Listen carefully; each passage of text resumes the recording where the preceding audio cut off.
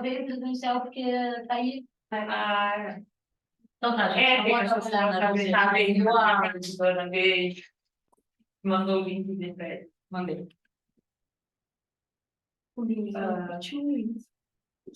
Botou só pelo nada mesmo. Aí deu pra gravar? Não, agora tá gravando no Zoom. Tá pelo Zoom, né? Tá.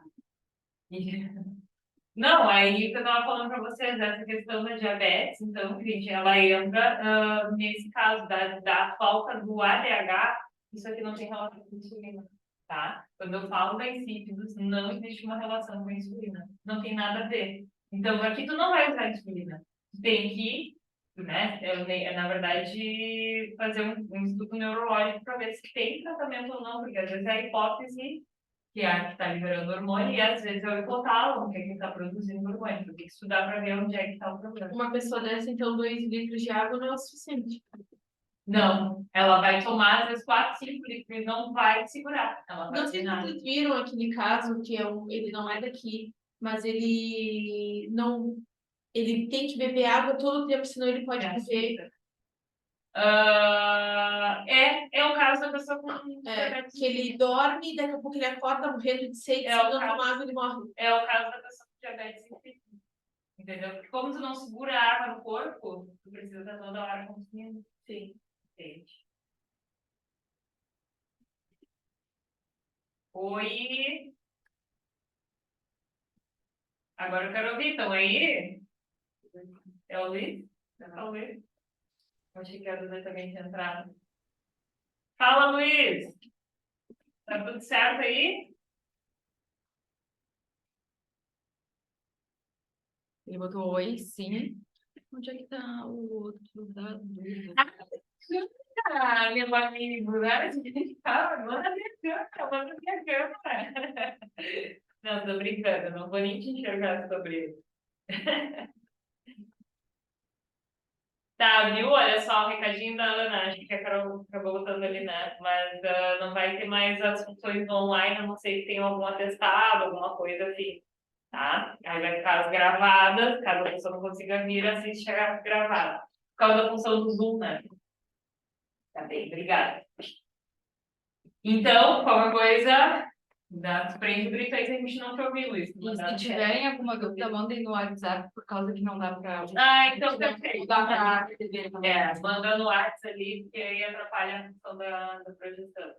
Então, gente, olha só. Então, voltando a essa relação, eu botei aqui, ó, diabetes. Então, insípidos, falta do ADH, tá? Amélitos tem relação com a insulina. Na juvenil, que é tipo 1, ausência da insulina, ou insulina defeituosa, que não consegue se ligar. Lembra do modelo chave fechadura que eu falei para vocês? Tem que ter um encaixe perfeito, etc. Ela não é produzida bem. E a tipo 2, congestão física, principalmente obesidade, né, a relação do excesso de peso corporal, que vai estar relacionado com que a insulina não consegue se ligar. Tá? Então, fazer uma retomada do que a gente estava falando lá anteriormente. E a tireoide, gente, aí sim, essa glândula que está nessa região do pescoço, e ela vai produzir os hormônios T3 e T4. T3, porque tem 3 moléculas de iodo. T4, porque tem 4 moléculas de iodo. Uma das coisas que causavam muito problema também no hipotireoidismo, que é a baixa produção dos hormônios da tireoide, era a ausência do iodo. Então, para corrigir isso, se colocou iodo na suplementação do sal de cozinha. Como a gente usa ele todos os dias em vários tipos de alimentos, a gente acaba suplementando, porque a quantidade é pequenininha, a gente precisa, mas precisa ter sempre, né, diariamente, a presença do iodo. Então, a gente tem o problema agora, o carbonato, geralmente não é a pessoa que não consome o sal, mas sim um problema, às vezes, pode ser genético, outros fatores. Tem gente que desenvolve até câncer na tireoide, tira a tireoide fora, mas o uso do hormônio é contínuo. Quem tem hipertireoidismo toma o resto da vida do medicamento, e quem tem hipotireoidismo também, hiper muito e hipo pouco. Vai, e agora com hiper e agora com então a tireoide desregulada, tem que investigar. E tem alguns sintomas para saber que tu tem isso? A rinite começou. Tem sintomas claros para saber que tu tem isso? Hipertireoidismo. A pessoa tem a tireoide que engorda, que a pessoa diz. Não é a tireoide, a pessoa que... E, na verdade, a pessoa também não engorda. Ela retém muito líquido. Ela acaba engordando um pouquinho. Aquele limite curioso. Sim, começou a montar tudo dentro de casa de novo, né? Tá louco, nem falar. Vou dar uma coisa agora. A pessoa retém muito líquido, porque esses hormônios, eles aceleram o metabolismo. Quando tu diminui a quantidade desses hormônios, tu vai reter muito líquido, tu vai digerir muito devagar. Então, a pessoa tem, por exemplo, problema. Ela tem muita sonolência, falta de energia, ela come, ela demora muito tempo para defecar, né? Leva 4, 5 dias, às vezes, para ir aos pés, né? A pessoa toma água, mas não vai toda hora no banheiro urinar, ou seja, detém líquido no corpo. Então, todos esses problemas estão ocasionados graças ao hipotireoidismo, que é a baixa quantidade desses hormônios. E não é só coisa que me fazem, mas não, que eu não falei melhor. Não, a gente tá falando disso, sobre o que vai vir aula. Ah, tá. E aí, gente, quando a gente fala do hiper, aí eu não sei se vocês já viram, tem um ator da Globo que fazia Zorra Total, eu não lembro como era o nome dele, mas ele tinha os olhos saltados, gente. E o hipertireoidismo dizem que faz até retração das membranas do olho. Literalmente, a gente faz uma retração e o olho parece que saltou para fora. A pessoa tem o contrário disso. Ela não retém líquido, então ela é seca, bem magra. Ela também não retém reserva energética, né, de gordura corporal.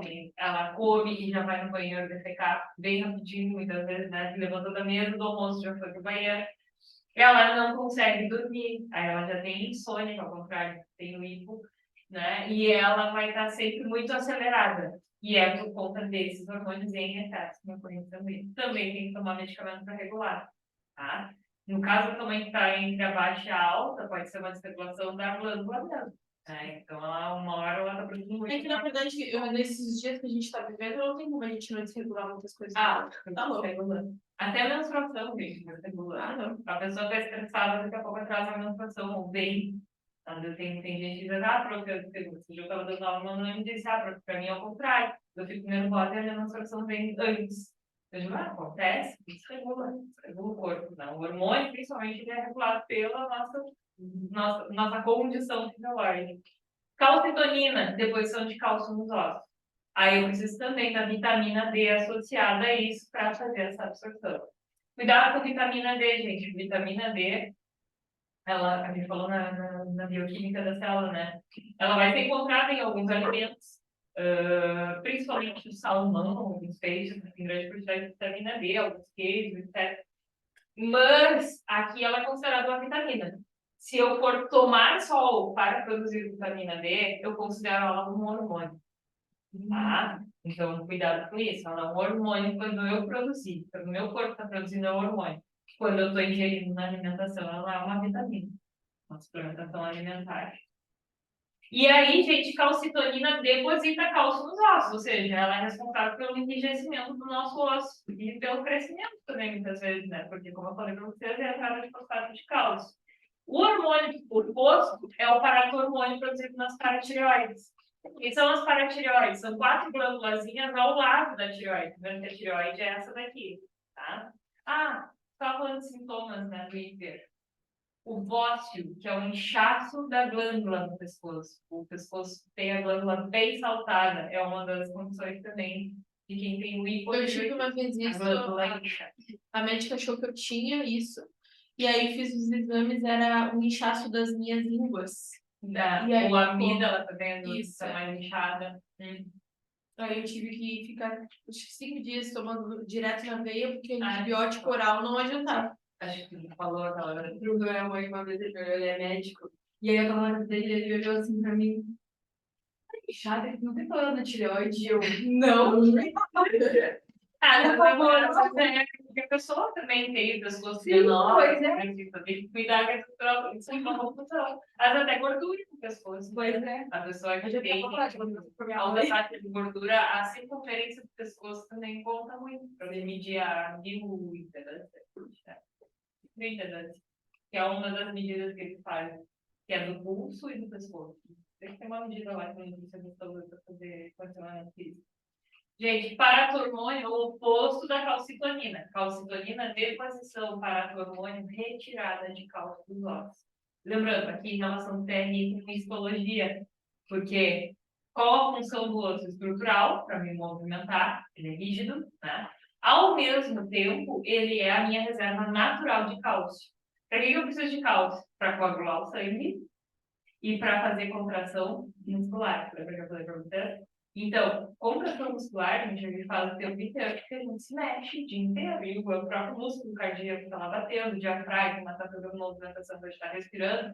Então, a gente precisa de cálcio. Quando a gente não ingere o cálcio na alimentação, a gente vai retirar do osso e pode causar a osteoporose, que é a abertura maior desses fragmentos do osso, porque foi retirado muito cálcio, fragiliza o osso. E a pessoa pode quebrar o osso com muita facilidade por conta disso. Tem gente que acontece com de ossos de vidro também, tem uma outra, né, relacionada a isso, tá?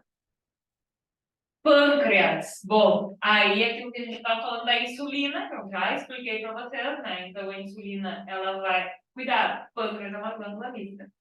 Suco pancreático na parte exócrina, que é quando ele libera o suco lá no intestino para fazer a digestão. E a parte endócrina, aí sim, a gente tem as células beta, das glândulas pancreáticas e as células alfa. Nas células beta, a produção da insulina, tá? Que aí a insulina estimula o quê? Armazenamento da glicose, lembrando. Aonde que eu vou armazenar a glicose? No glicogênio, no fígado e no músculo. E também, depois, na forma de triglicerídeos, na forma de gordura, dentro da célula de Cori, tá? Quando eu tenho a formação do glicogênio, tá? Eu tenho o hormônio que estimula isso, a insulina. Eu tenho um excesso de glicose que vai ser armazenado pelo glicogênio. Lembra que tem uma outra função que eu falei para vocês, que é a glicogenólise. Glicogênio sendo quebrado. Isso quer dizer quebra. Glicogenólise é quando eu estou quebrando o glicogênio no fígado e no músculo porque eu não me alimentei. Quando que eu vou liberar isso? Aí eu vou ter a liberação do glucagon.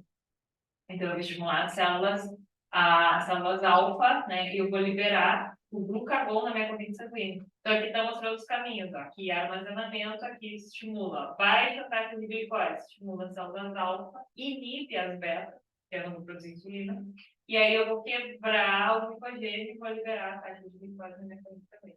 Lembra da reação do fuga que eu falei para você? Inclusive do estresse, da ansiedade? Nós carregamos muita adrenalina na corrente sanguínea. Aí eu falei para vocês, a gente pode ter diabetes emocional, que é quando a pessoa está quebrando o glicogênio, porque está liberando o glucagon, porque está com uma descarga de adrenalina constante. Então, a reação de luta ou fuga na natureza, ela ocorre quando te coloca numa situação de perigo, pela frente de um predador, freia o carro de repente, fica com aquela tremedeira, às vezes, né, aquela aceleração cardíaca, que alguém cruzou na tua frente de repente, sei lá, alguma coisa que acontece. Mas também a ansiedade, por quê? Porque tu tá sempre com medo da prova que tu vai fazer amanhã, da agenda que tu não organizou para amanhã, qualquer outra coisa que vai acontecer no futuro, te coloca na reação do futuro, tá?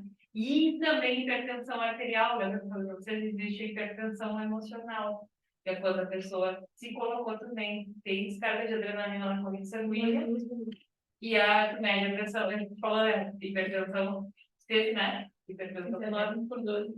Então, é exatamente por isso que tu te coloca naquela situação de perigo, libera adrenalina. E pior é que a gente nem vai sente, né? Que tá com pressão alta, não tem Não. sintoma nenhum. Não tem. Abaixa, tu quase desmaia, tu passa mal, tu desmaia, às vezes, né?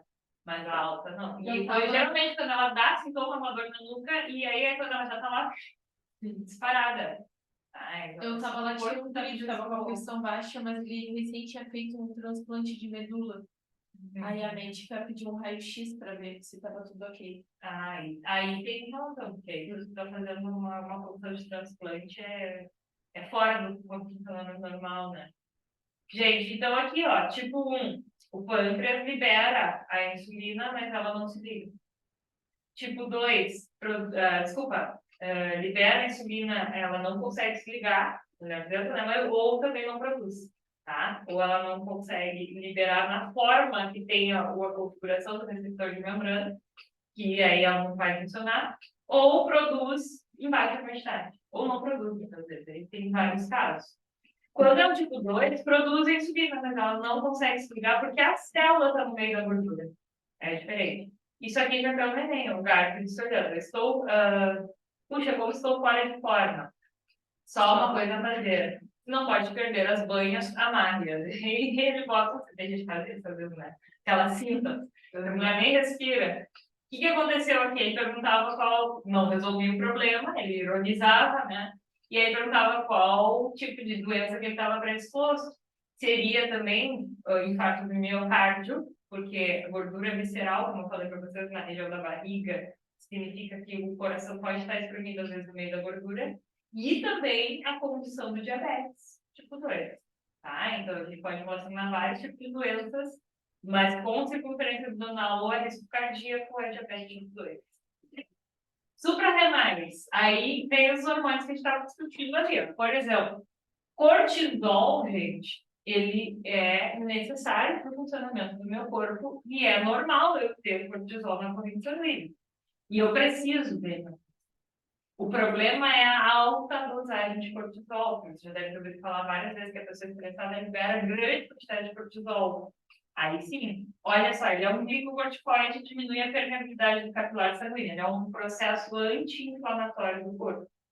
Ou seja, ele previne o processo inflamatório, que é uma reação contra um micro-organismo, ou muitas vezes uma reação alérgica, né? Algo que está combatendo o invasor. O que acontece quando eu tenho alta dosagem de cortisol? Baixa imunidade, a pessoa fica doente, qualquer coisa. Isso é relacionado ao estresse, um outro efeito do estresse que já ainda estava discutido, né?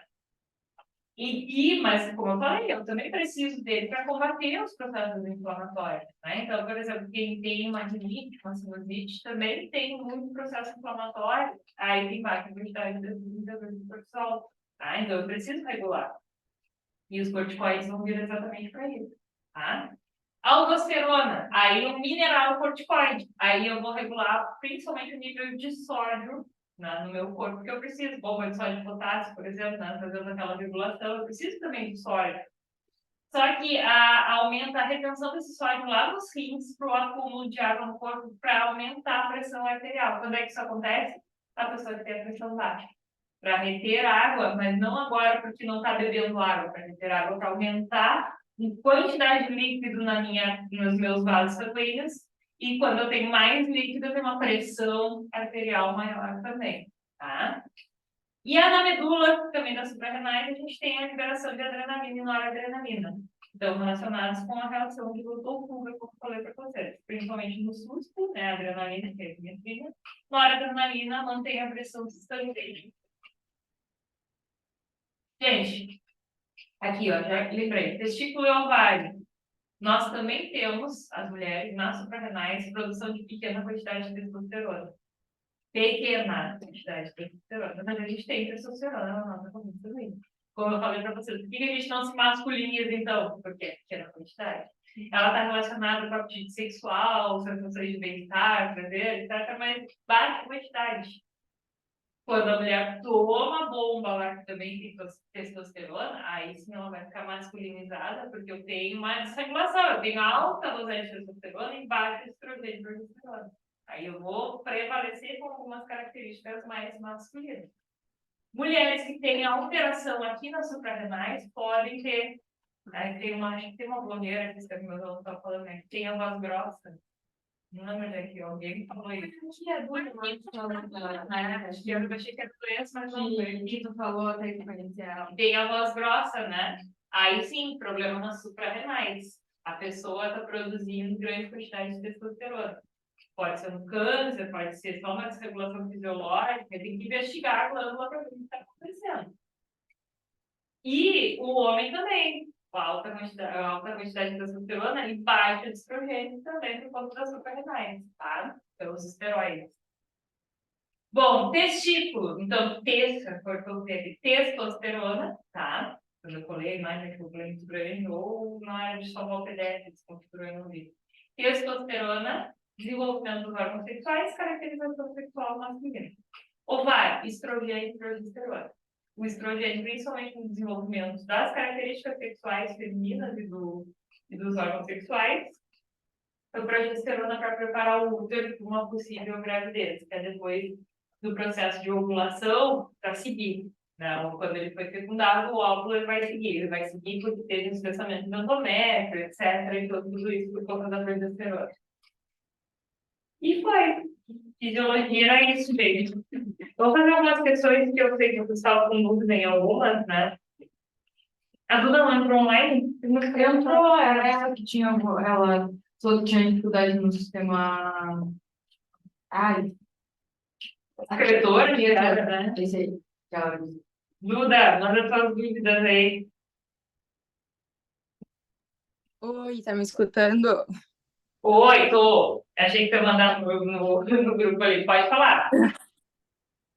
Ah, eu tô vendo, eu acho que é numa do VUF, eu acho que é, se não me engano. Deixa eu ver. A 12. Ali está no início. Não tem? Ela mandou no grupo. É a 12 da É, URGS de 2020. A qual? A 12 da URGS de 2020. Tá. Deixa eu só ver aqui. Tá. É de VOF mesmo. Então, vamos fazer juntos aqui, ó.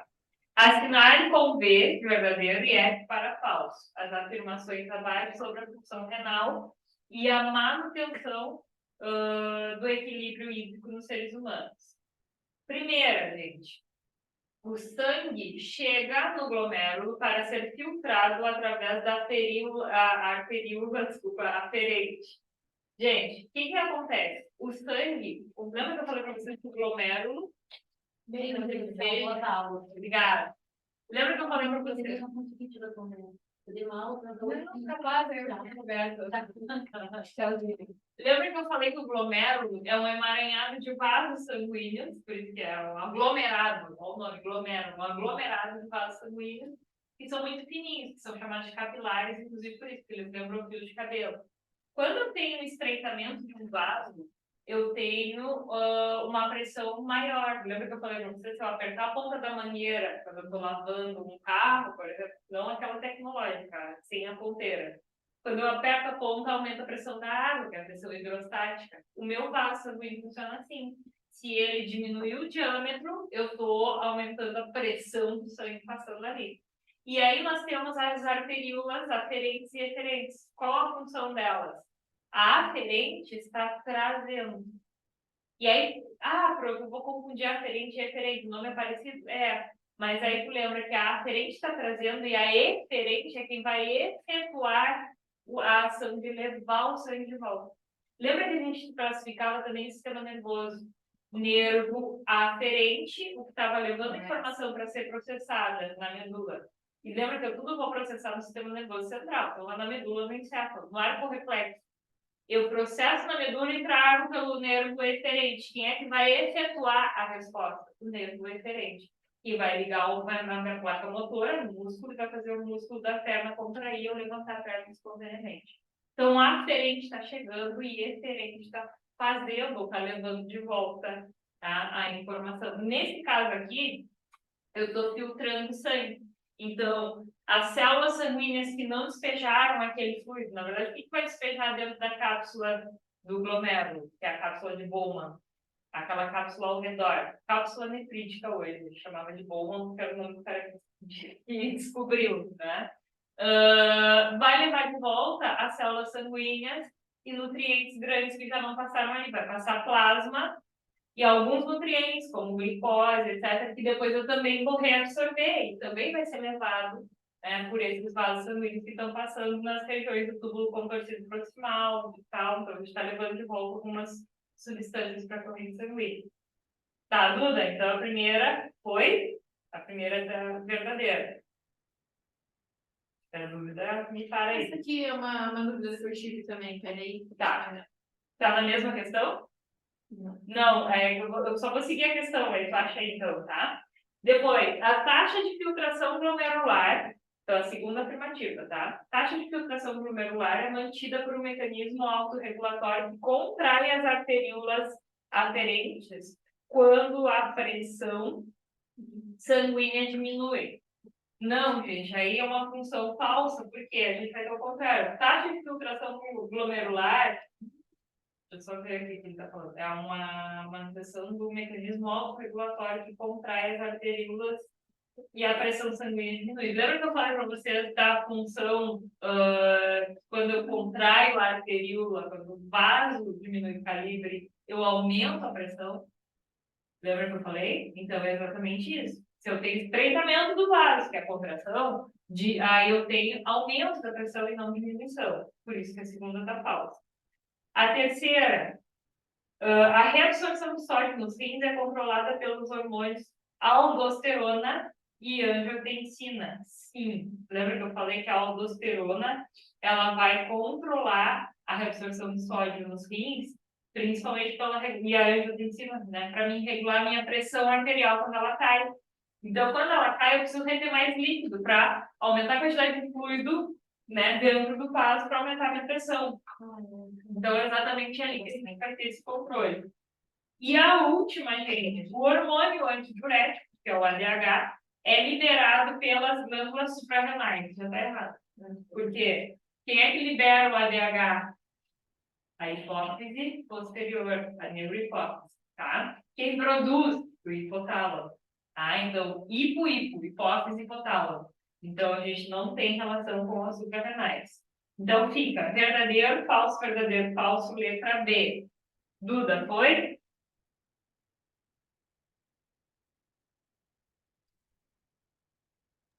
Sim. Tá. Tem mais alguma, gurias? Da lista 6 a 14, por que seria abaixo do valor ideal? Ah, do eletrocardiograma. Tá.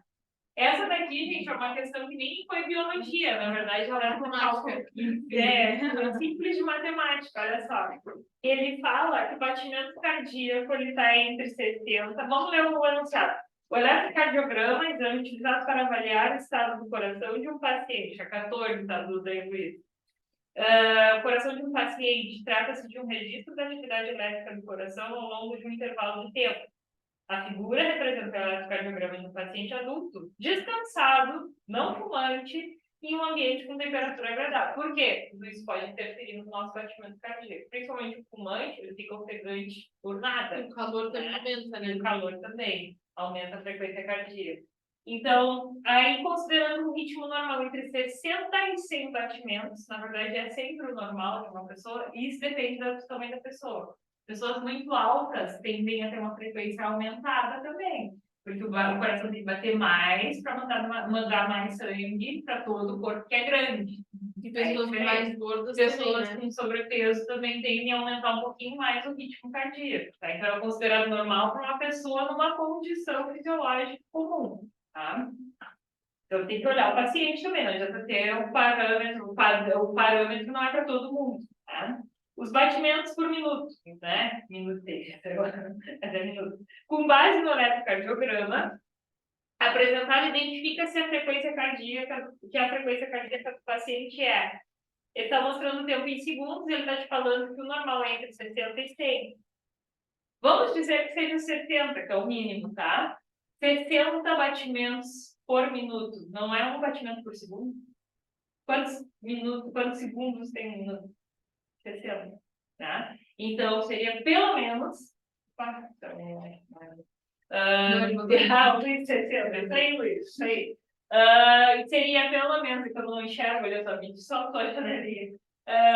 Pelo menos um batimento por segundo. Quando eu olho de 0 a 1, eu tenho meio batimento. Tá? O que é aquela primeira ondinha? Aí a gente chama do complexo QRS, tá?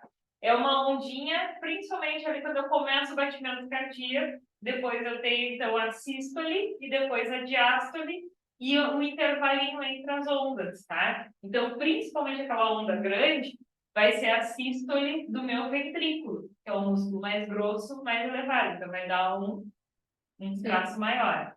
Então, o que eu tenho ali? Ele inteiro, que é o complexo QRS, a ondinha menor, a onda maior e a outra onda, elas têm que fechar um batimento cardíaco inteiro. De 0 a 1 já tem meio batimento, porque eu não estou bem na linha do 1, tá? Tem menos de meio, na verdade. De 1 a 2, aí aparece aquele batimento, quase basicamente ele inteiro, né? Tem um pedacinho populado. De 2 a 3 também não tem um batimento inteiro, tem só um pedacinho de novo. De 3 a 4 tem um, de 5 a 6, de 4 a 5 não tem, desculpa. E também tem bem em cima do 5, depois de 5 a 6 não tem. Só ali, gente, eu não preciso nem fazer cálculo. Eu vou direto. Não tem um batimento por segundo, que é o mínimo, que é 60. Então, ali eu já sei que está abaixo do valor ideal. Tá? Então, pela biologia, você fazer um raciocínio lógico. Pela matemática, vocês podem fazer um cálculo ali para ver. Mas essa distribuição faz uma regra de E uma diferença. pessoa dormindo, se fosse um exemplo de uma pessoa dormindo, os batimentos podem baixar Aí de ele 60. reduz. Aí é diferente. Ele vai baixar para perto de 50, por aí, depende da pessoa também. Tá? Quando baixou demais, o nosso corpo dá uma descarga elétrica. Se tiver aquela sensação já de acordar, parece que está caindo no precipício. Ah, sim. Acordou no sul. O que é isso, gente? É o teu corpo te dando. Sabe aquele choque elétrico para ressuscitar a pessoa? O teu corpo está fazendo isso naturalmente. Ele descarregou uma carga elétrica muito grande, porque ele disse: pô, essa criatura vai parar de respirar, daqui a pouco vai me matar. Entende? Então, ele manda tu respirar de novo. Tem gente que tem apneia do sono. E aí é horrível de ver, né? Porque essa pessoa tá assim, ó. Daqui a pouco tu vê. Agora eu morreu. Né? E aí o corpo A também minha pensa avó tem nisso. isso, nossa, fica apavorada quando eu fico do lado. Eu queria ficar olhando pra esse dá pra ver o peito baixando. Ó. Porque assim, realmente é perigoso, daqui a pouco a pessoa para tanto de respirar que não oxigena o cérebro e morre, pode matar do outro lado. Então o corpo ele vai prevenir isso. Então é a parte do ideal. Tá? Tem mais alguma, gente?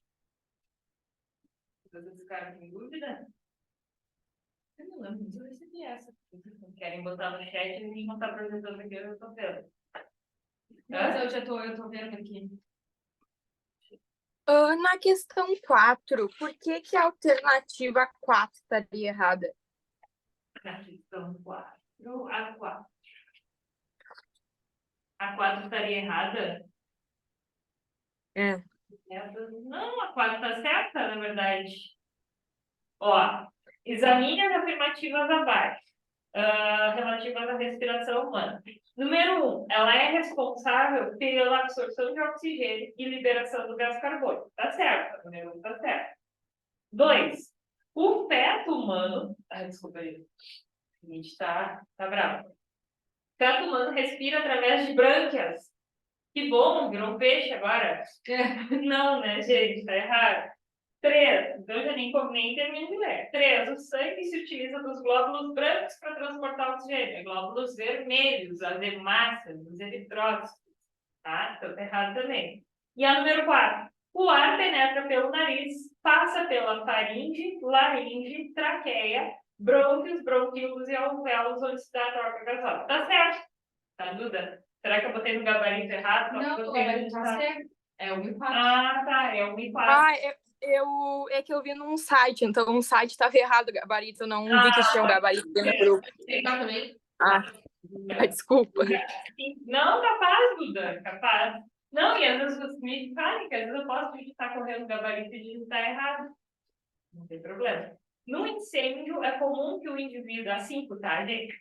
No incêndio, é comum o indivíduo morrer antes por asfixia do que por queimadura. Tal situação ocorre porque, letra A fumaça destrói os leucócitos.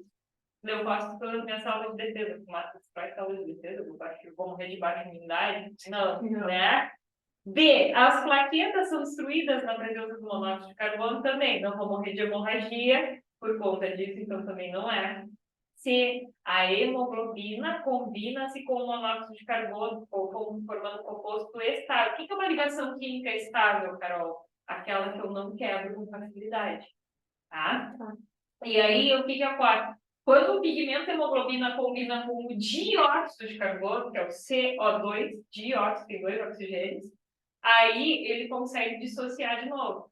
A gente tem uma enzima chamada de anidrase carbônica que vai fazer essa dissociação em bicarbonato, que eu posso transportar pelo plasma, ou eu posso também transportar preso na hemoglobina ou na hemácia. E aí, o que acontece? Quando eu tenho... E aí, Mauro, tudo bom?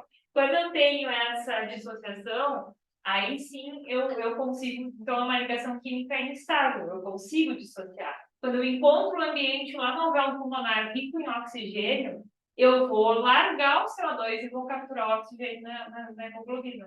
Então, significa que quando troca a quantidade de oxigênio, quando troca o pH, quando eu libero o gás carbônico, eu formo o ácido carbônico, aí eu tenho a troca de pH que vai induzir ela a se desligar também, a dissociar. Então, quando eu troco o ambiente que é rico em oxigênio ou em ácido, eu já consigo fazer esse desligamento, essa quebra dessa ligação química. Quando é o monóxido de carbono, não. O que acontece? Eu perco a função da hemácia, da hemoglobina. Então, a pessoa morre sem energia por falta de ATP, morre dormindo. Literalmente morre dormindo.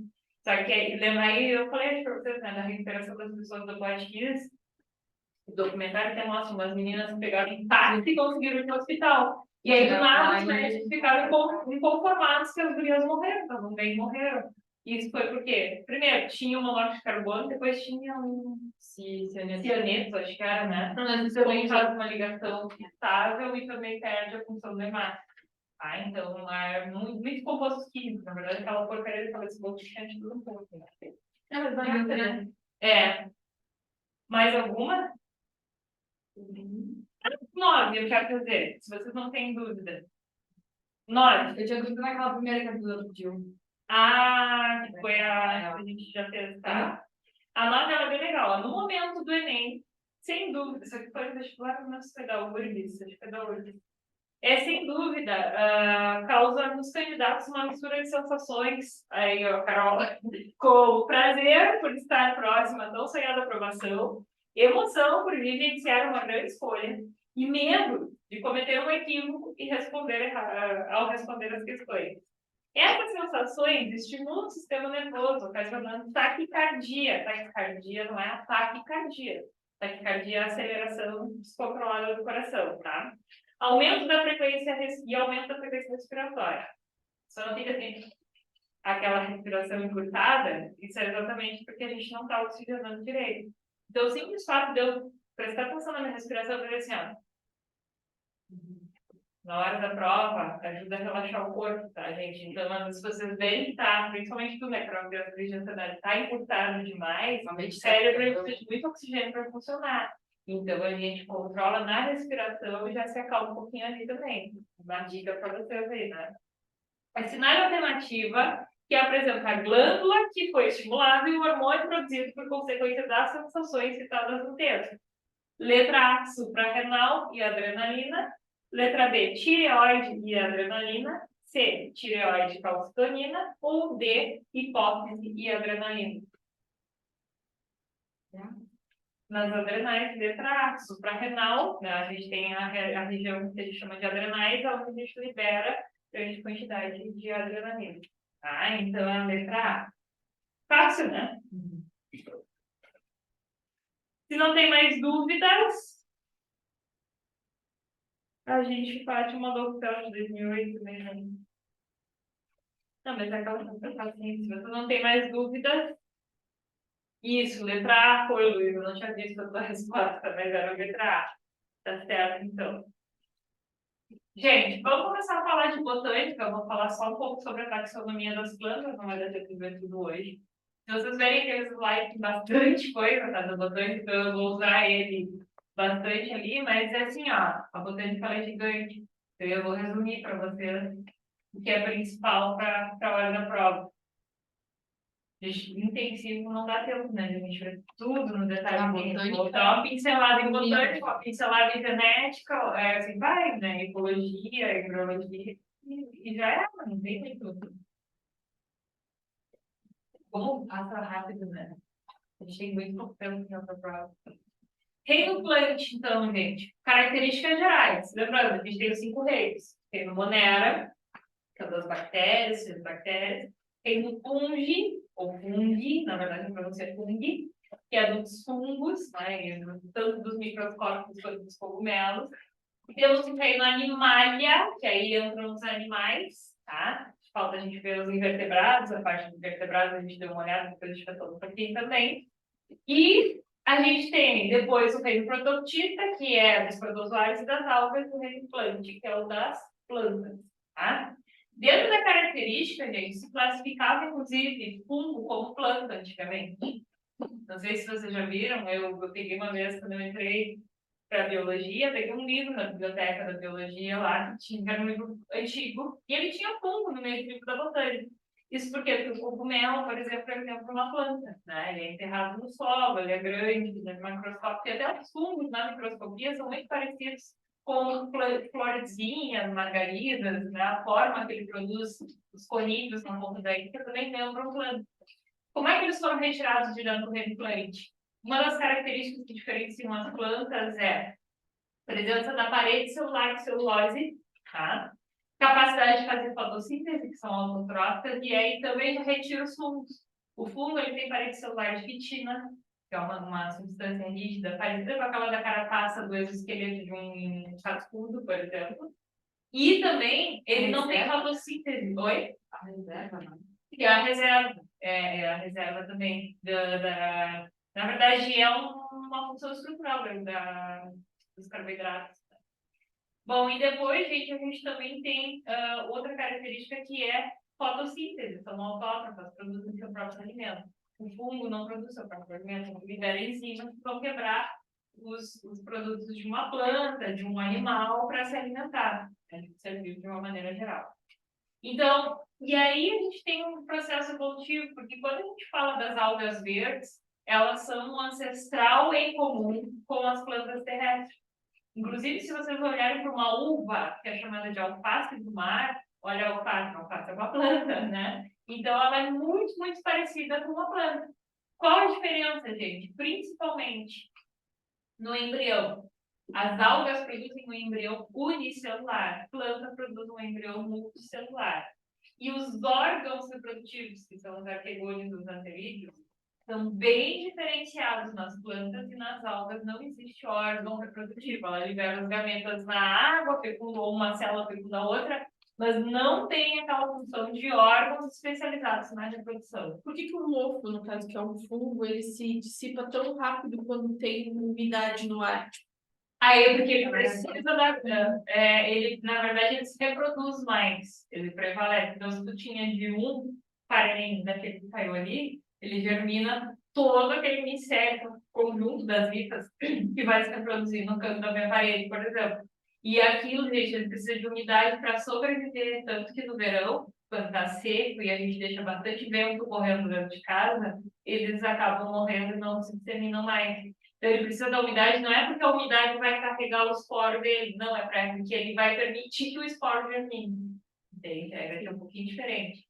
Na planta, gente, depois eu vou falar um pouco sobre hormônios vegetais, vocês vão ver que tem influência, inclusive, de eu ter, por exemplo, se eu tirar uma laranja estragada da fruteira, pode ser mofada, né, nessa época aqui. Tirei uma laranja estragada, no outro dia, aí tem um monte de laranja. Só que eu tirei só aquela, estava mofada. No outro dia tem outra mofada. Por que isso aconteceu? O fungo, como é aquele pozinho, ele é microscópico, a gente não enxerga. Então, caiu um pozinho ali dentro da fruteira, da outras frutas que a gente não enxergou. E outra, quando a fruta está apodrecendo, ela libera um hormônio chamado de etileno. E esse hormônio, gente, ele induz a maturação dos outros frutos ali. Ele é um gás, ele é uma forma gasosa. Então, ele vai estimular que aquele fruto que estava ali intacto, bonitinho, começa a amadurecer demais e apodrecer. Frutas, quando botam muitas frutas juntas, que acontece essa... Isso, porque aí uma apodrecendo, apodrece tudo só para cima, tá? Aí é aquela coisa que a tua mãe te fala, diga com quem anda de direito e errado. Se tu anda com as frutas podres, porra, bem vai ser outra, né? Não, ele não acreditou para ir, mas nos frutos faz todo sentido. No fruto, se tu tem uma fruta podre, geralmente vai aparecer outra no outro dia, no mesmo lugar, exatamente por conta do gás etileno, tá? Gente, questão então. Plantas vão conquistar o ambiente terrestre, então a alga está em água em abundância. Quando eu falo da planta, eu já falo de. Lembra quando eu falei dos anfíbios que eu falei para vocês? Então, a conquista do ambiente terrestre, a vida surgiu na água. Então, o primeiro elo evolutivo dos cordados é o peixe. Depois, anfíbio. O que quer dizer isso? Anfi quer dizer duplo e bios, vida dupla. Eles passam toda a vida adulta no ambiente terrestre, mas ainda voltam para a água para se reproduzir, porque o ovo não tem aquela casca que vai proteger da dessecação, da degradação ambiental. E aqui a gente já tem uma questão interessante também no evolutivo. Quando eu falo das briófitas, elas são mais próximas do ancestral comum a essa alga. Se eu falar que a alga originou a planta, eu estou falando que o homem veio do macaco. Tá? Lembra que eu falei que na evolução é errado eu falar isso? Tem um ancestral em comum. Aí sim. Então, há características em comum. As briófitas são as primeiras plantas, são consideradas os musgos. São muito pequenininhas, as plantas hepáticas, os antocianos, não sei se vocês já ouviram falar, então são muito pequenininhos. Se a gente olha nessa época de chuvarada, brota muitas vezes no canto do muro, em cima do telhado, né? Forma às vezes um tapetinho em cima de uma pedra. Então, as briófitas, elas são plantas que não têm tanta requisição nutritiva no solo para elas se desenvolver, tanto que elas brotam em cima de pedra, né? Elas conseguem quebrar os sais minerais das rochas para sobreviver, os micro-organismos que estão ali fazendo essa quebra, ela absorve. E também, uma outra questão é que, aonde eu vou encontrar as briófitas em ambientes úmidos? Porque elas são completamente dependentes da água, porque elas ainda têm muito em comum com a alga. Só que aí vem uma questão, ela já começa a desenvolver órgãos, a alga está boiando no meio da água, então ela tem água em abundância, não precisa capturar água de lugar nenhum. A planta, ela deve estar no ambiente terrestre, então de onde ela vai puxar água? Do solo, geralmente, né? Só que vem essa questão, ela tem o que a gente chama de rizoide, cauloide e filoide. Oide significa similar, rizoide, similar a uma raiz, cauloide, similar a um caule, e filoide, similar a uma folha. Os órgãos da conquista do ambiente terrestre são raiz, caule e folha. Então, aqui a gente já começa a derivar evolutivamente para as características terrestres, né, que já não são tão em comum com as algas. Mas aí vem a questão, eu ainda preciso de muita chuva, muita água para ela sobreviver, porque ela não tem vaso condutor de seiva. Que, cuidado, né? Eu comparo muito com o ser humano. O que seria? As nossas artérias e as nossas veias, xilema e floema, que é o vaso condutor. Xilema ou lenho conduz a seiva bruta da raiz até a folha, que é a água e os sais minerais. E o floema, depois da fotossíntese, eu vou produzir glicose, carboidratos de uma maneira geral, e vou distribuir ao longo do corpo da planta para nutrir ela. É o floema que faz essa distribuição. Comparando. Veias chegam ao coração com sangue rico em CO2. E aí faz a troca gasosa e volta para o coração para ser bombeado pelas artérias. Então, seria o meu xilema, a minha veia, e a artéria, o meu floema, que é o que produziu o que eu já queria, que era o oxigênio, ali, no caso, o nutriente, que a planta produz seu próprio. Depois, gente, aí então ela depende da água para a reprodução, então, e ela também depende da água para a distribuição dos nutrientes e oxigênio de uma célula para outra. Por isso que ela é tão pequenininha, ela não cresce. Então, se a gente olhar, tem que dar uma lupa para enxergar cápsulas, as estruturas, porque ela é muito pequenininha. Quando eu olho para a pteridófita, pteros significa embrião. Depois eu vou mostrar para vocês um embriãozinho de uma samambaia. Ele nasce todo enroladinho, parece um feto de um bebê. Por isso que a gente chama de pteridófita, de fixo vegetal. Aqui a gente já tem o surgimento. Quando a gente olha no cladograma, gente, isso aqui significa alguma coisa que surgiu diferente, e aqui seria uma característica, uma novidade evolutiva que surgiu para surgir esse grupo. Então, aqui tem folha, caule e raiz, novidades evolutivas. E também vasos condutores de seiva, xilema e floema. Então, nas pteridófitas, já tem vasos para conduzir a seiva. Então, ela vai ser uma planta que vai poder crescer e crescer muito. Se vocês forem olhar em época do carbonífero, tinham samambaias gigantes que provavelmente abasteciam a nossa atmosfera de oxigênio, de grande quantidade de oxigênio, para os dinossauros, que são animais gigantes, conseguirem desenvolver. Então, uma das teorias é, se a gente tentasse fazer o Jurassic Park hoje, o DNA do dinossauro não se preservaria por tanto tempo. A gente sabe que ele não consegue se preservar tanto. Segundo, ele não ia conseguir sobreviver na nossa atmosfera. Então, a gente tinha que criar uma bolha, alguma coisa do tipo, para criar ele lá dentro, porque ele não ia conseguir, precisa de muito oxigênio, e a gente não tem tanto hoje na nossa Ainda bem que o ser humano é louco, ele não daria que ele nasce. Segundo teorias, inclusive, o dinossauro ser um dos nossos predadores naturais. Sim. Né? Então, ele precisou desaparecer para aparecer em outras espécies. Então, se a gente quer trazer à tona uma espécie que já foi extinta, pode dar problema na regulação ambiental. Né? Então, tem umas viagens loucas aí no Jurassic Park, né? Que não conseguimos nem entrar muito ao quesito, mas uma delas é essa. Né? E outra que era que eles falavam no intestino, no mosquito.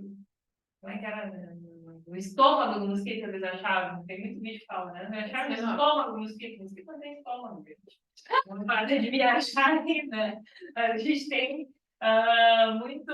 Muita viagem, depois a gente vai falar sobre, né, mas tem muita viagem em cima disso. Então, tem essa questão que as peridotas, gente, elas já são plantas que estão, lembra do anfíbio? Elas estão naquele passo da conquista do ambiente mais seco, do ambiente terrestre. Como ela já tem raiz, caule e folha, a raiz puxa a água, conduz via xilema ou lena até a folha, para conseguir distribuir esses nutrientes. Então, só que ainda tem uma questão. Lembra do anfíbio? Ele ainda depende da água para reprodução, e perióditas também. São plantas que precisam da chuva, do orvalho, para levar o gameta masculino até o gameta feminino para fazer a fecundação. Quando a gente fala da... Aí vem uma outra vantagem evolutiva. E aqui? Gente, vou ter que sair. O meu pai tá numa prova e ele não sabe as coisas, ele quer ajuda.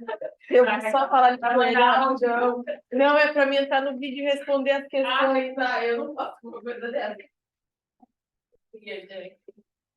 Novidade evolutiva que surge então antes da gimnosperma. Surgem as sementes. Gimnos quer dizer no esperma semente, tá? Então, gimnosperma são sementes nuas. O que significa isso? Não tem fruto. Então, a gente já vem com... Aí, vasocondutor de seiva já surgiu antes, permanece. Tem xilema, tem floema. São plantas maiores ainda, inclusive, né? E a gente tem a conquista definitiva do ambiente terrestre. Já foi uma questão do Enem, acho que até coloquei para vocês, né? Já foi uma questão do Enem falando sobre a conquista do ambiente terrestre nessas plantas. Eu não mandei a lista para vocês, né? Eu acho que é essa, não. Tá, então eu vou deixar contigo, com a Carol, e vou guardar, tá, Luiz? Luiz e Duda tá guardada de vocês, e vou mandar no grupo depois a listinha. Vai dar Tá bem, obrigada. teste que vai acontecer.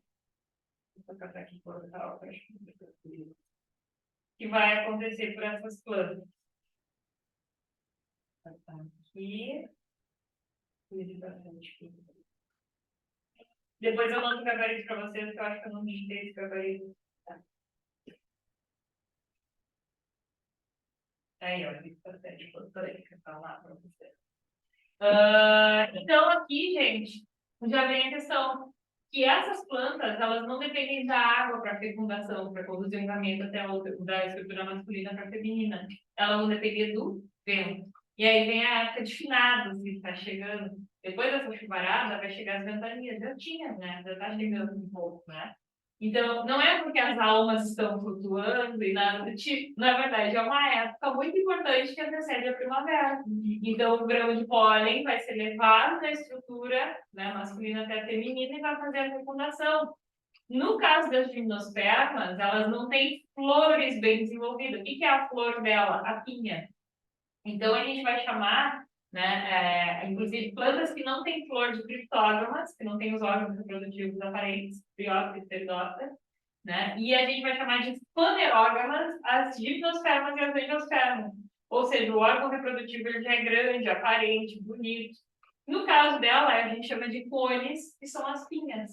Tá? Então, quando a gente olha para um pinheiro, a gente vê exatamente aquilo ali. A pinha tem diferença entre elas. Vou ver se eu trago para vocês na aula que vem. Como a gente vai seguir na quinta-feira, no quarto não dou aula, porque é feriado, né?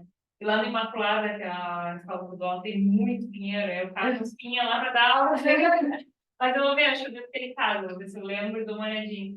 Tem uma que parece uma espiga de milho, que é magrinha, fininha. Aquela é a pinha masculina, o cone masculino. E aquela mais gordinha é a pinha feminina. Então, por que ela é mais ampla? Exatamente porque ela vai abrigar o corpo do embrião. A fecundação vai acontecer na mãe, né? No organismo, no órgão reprodutivo materno. Então, às vezes a gente olha para aquela, antes de eu saber isso, eu olhava para aquilo e dizia, é uma pinha que não se desenvolveu direito, não cresceu, não deu tempo dela crescer. Não, na verdade, ela é a pinha masculina. Mas tem diferença. E tem planta que só produz pinha masculina, tem outra que só produz pinha feminina, tem algumas que produzem as duas. No caso da fecundação, vai desenvolver depois dentro disso o pinhão. Então, o pinhão é uma semente nua. Chato pra caramba de comer, mas eu gosto. Mas é chato de comer, porque aquele tegumento é a casca simplesmente da semente. Tá? Então, não tem um fruto ao redor. Então, a gente ainda não tem um mecanismo de dispersão, que é a atratividade pelos frutos que vão ter nas angiospermas. Quando a gente olha, então, para as novidades evolutivas, antes das angiospermas, ó, surgem flores e flores coloridas, bonitas, porque a pinha é considerada uma flor de madeira rudimentar, mas o grão de pólen, ele já surgiu antes aqui, então ele já foi importante para a conquista do ambiente terrestre, porque agora eu só vou puxar água na raiz para manter o metabolismo funcionando, mas não vai se difundir nutrientes de uma célula para outra através da água, que nem a briófita. Não vai depender da água para carregar o gameta, que nem a pteridófita, então eu já digo que é a conquista definitiva do ambiente terrestre. E quando a gente fala dos cordados, seria o réptil, que é o ovo com casca rígida, que vai evitar que desseque no ambiente, que nem o anfíbio acontecia. Quando a gente fala aqui, então surgem flores e frutos. A gente chama de panerógamas, porque pânero remete a adorno. No caso do boi, ele tem pâneros, que a gente chama de chifres. E eles são atrativos sexuais. A vaca vai escolher o boi de acordo com o chifre dele. Você sabia disso? Então, em vários outros animais tem chifre, é sempre o macho que vai ter para atrair a fêmea. Então, é uma característica bem legal, né? Aqui, o pânero é a flor, é o atrativo, né? Para a reprodução. Então, no caso das angiospermas, gente, aonde a gente olhar e tiver um bosque, uma floresta, um mato que seja, tem plantinha com flor, tem angiosperma. E por que isso, gente? Aí vem o mecanismo de dispersão. Além do vento, que vai seguir fazendo a polinização dessas árvores, nós temos abelhas que vão chegar para se alimentar pelo cheiro do néctar no meio da flor, e ela vai disseminar o grão de pólen de uma flor para outra e vai fazer a fecundação, e vai levar de um ambiente que ela voa longe do ambiente para o outro. As aves vão ser atraídas porque elas enxergam como ali pela cor da flor. Então, beija-flor, por exemplo, quando a gente tem hibisco, uma árvore bem colorida, ele vem, e ele vem se alimentar do néctar, e consequentemente o grão de pólen vai ter um ganchinho na ponta que vai fixar o corpo desse animal e vai ser levado até outra, muitas vezes 1 quilômetro de distância. Então, se não tinha aquela planta ali, vai começar a surgir, principalmente pela dispersão do fruto, gente, porque o fruto nada mais é do que o ovário fecundado e desenvolvido, que é a estrutura feminina da flor. Então, se a planta só tem uma flor, aí a gente vai ter as plantas hermafroditas, que tem a parte masculina e feminina juntas, mas às vezes tem só a flor feminina e só a flor masculina. Aquela que tem a flor feminina é a que vai gerar o fruto, vai cair as pétalas, as sépalas, e o ovário simplesmente vai começar a inchar e desenvolver, e dentro vai gerar o embrião, que é a semente. Então, a gente tem numa gestação de uma mulher grávida, também ocorre no corpo da mãe, não é? Então, é na planta mãe, é na flor feminina que vai acontecer esse desenvolvimento, ou na parte feminina da flor que vai acontecer o desenvolvimento do fruto verdadeiro. Os falsos frutos é quando desenvolve outra coisa. É o receptáculo floral, é o pedúnculo floral, outra coisa que não é o ovário.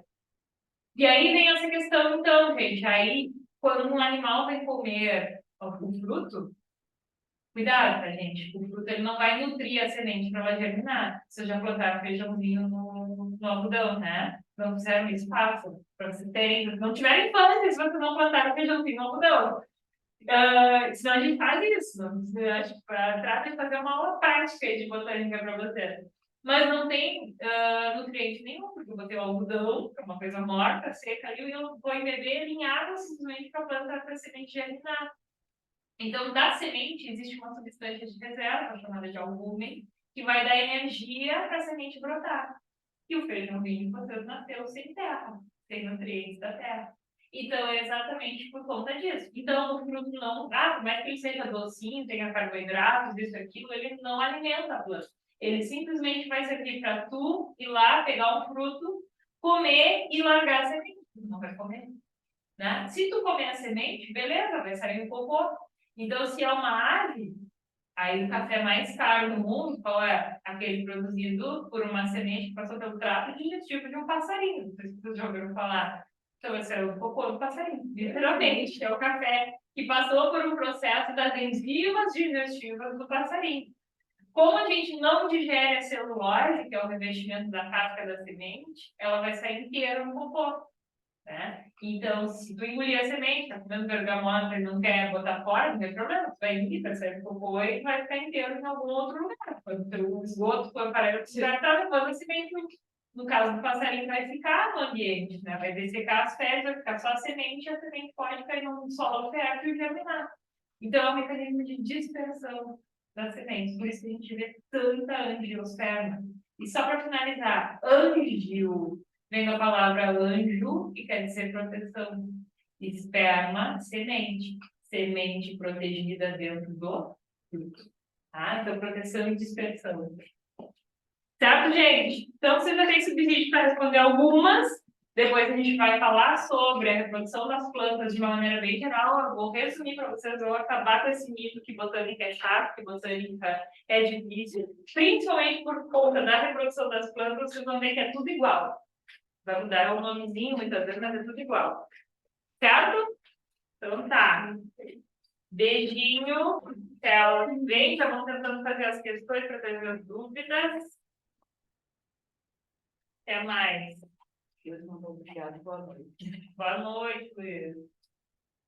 Tchau, boa noite. Tchau, tchau, Duda.